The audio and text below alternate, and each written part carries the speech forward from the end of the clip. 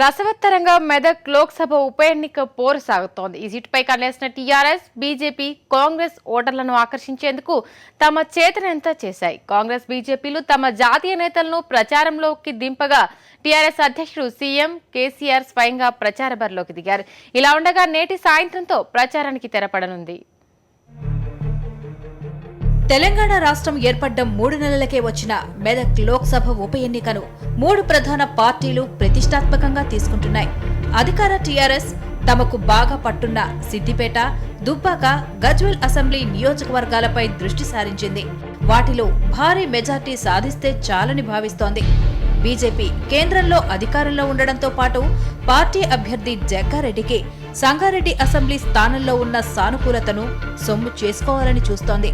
కాంగ్రెస్ తరపున బరిలో ఉన్న మాజీ మంత్రి సునీతా లక్ష్మారెడ్డి నర్సాపూర్ అసెంబ్లీ స్థానంపై పార్టీ ఓటు బ్యాంకుపై ఆశలు పెట్టుకున్నారు.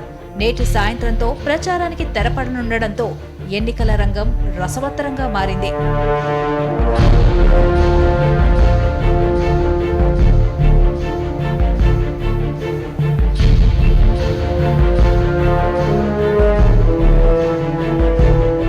మూడు పార్టీలు గట్టివారినే బరిలోకి దించిన టీఆర్ఎస్కే విజయావకాశాలు ఎక్కువగా ఉన్నాయని పరిశీలకులు అంచనా వేస్తున్నారు.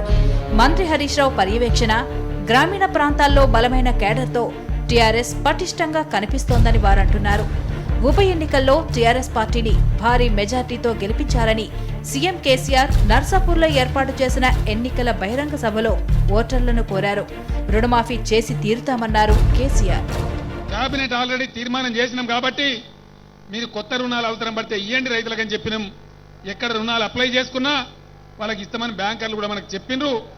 రాబోయే కొద్ది రోజులలోనే మీకు రుణాలన్నీ కూడా రైతులై మాఫీ అయితే ఈ పిచ్చి మాటలు పట్టుకోవద్దు. ఇలా వీళ్ళ చేతుల మన్ను కూడా లేదు. చేస్తే రుణాల మాఫీ టీఆర్ఎస్ గవర్నమెంట్ చేయాలి తప్ప పొన్నాల లక్ష్మే కాలు మీదికి మొఖాలు కిందికి పెట్టినచ్చినా కూడా ఆయన చేసే పరిస్థితి లేదు. ఆయన దగ్గర పవర్ కూడా లేదు. బీజేపీ, కాంగ్రెస్ పార్టీలు తమ జాతీయ, రాష్ట్ర స్థాయి నాయకులతో ప్రచారం చేసినా అదంతా ప్రెస్ మీట్లో కార్యకర్తల సమావేశాలకే పరిమితమైంది. టీఆర్ఎస్ 100 రోజుల పాలనలో చేసిన తప్పిదాలను కూడా తమకు అనుకూలంగా మలుచుకోలేకపోయారని విశ్లేషకులంటున్నారు. సాక్షి న్యూస్, మెదక్.